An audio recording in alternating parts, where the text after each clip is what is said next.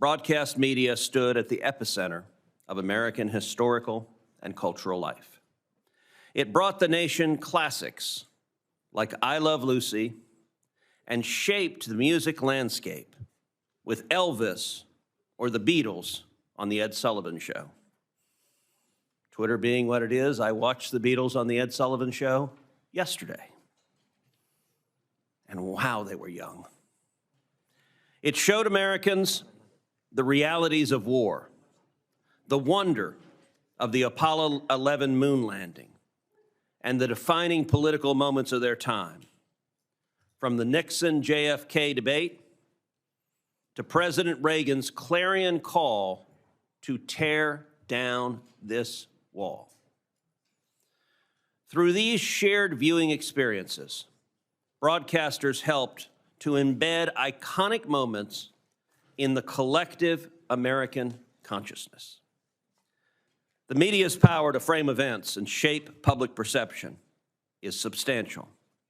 So it is understandable why Congress placed limits on broadcast media ownership, intended to prevent a monopoly on programming and viewpoints.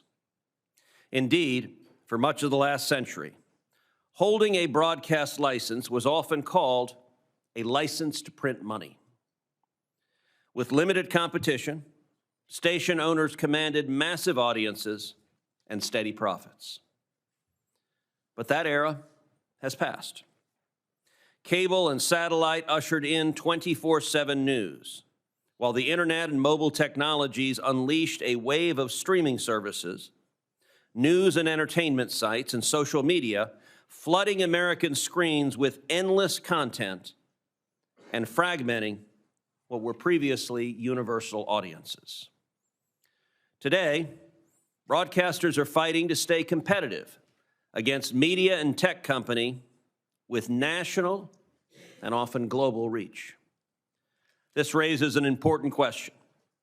Are long-standing broadcast media ownership rules still relevant in the digital age?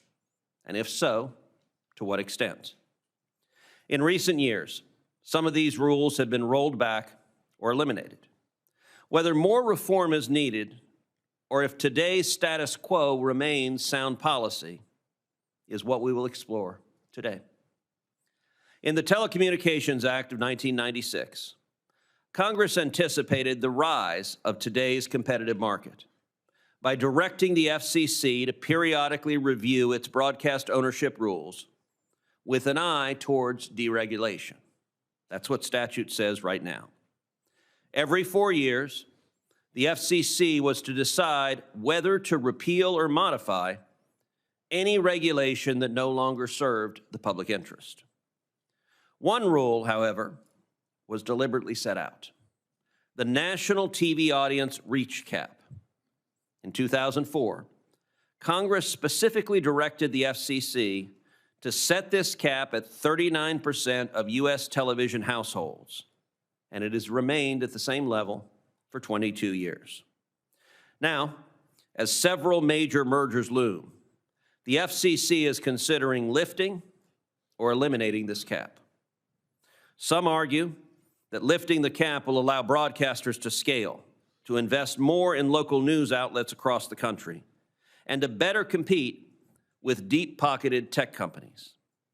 Others say lifting the cap will consolidate viewpoints and hand control over to newsrooms in New York and Hollywood, choking out local views.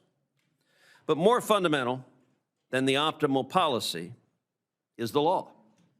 It may be the case that the FCC cannot modify the 39% cap because Congress set that number in statute. I look forward to hearing these perspectives and more today. If there's one thing that's clear, it's this: current media ownership rules were written in a vastly different technological age. The days when broadcasters built a uniform global village across America's living rooms is over. As media has splintered into thousands of websites, TikTok accounts, podcasts, and other form of content, each catering to its own niche audience. Yet even in this fragmented landscape, the media's ability to shape national discourse remains incredibly powerful, making questions about market concentration as important as ever. This hearing is designed to inform Congress in answering these questions. Should Congress revisit underlying statutes, and does the FCC have appropriate authority or flexibility to address today's evolving media landscape? I'm grateful to our witnesses for being here today to help us in this effort. And I now turn to Ranking Member Cantwell.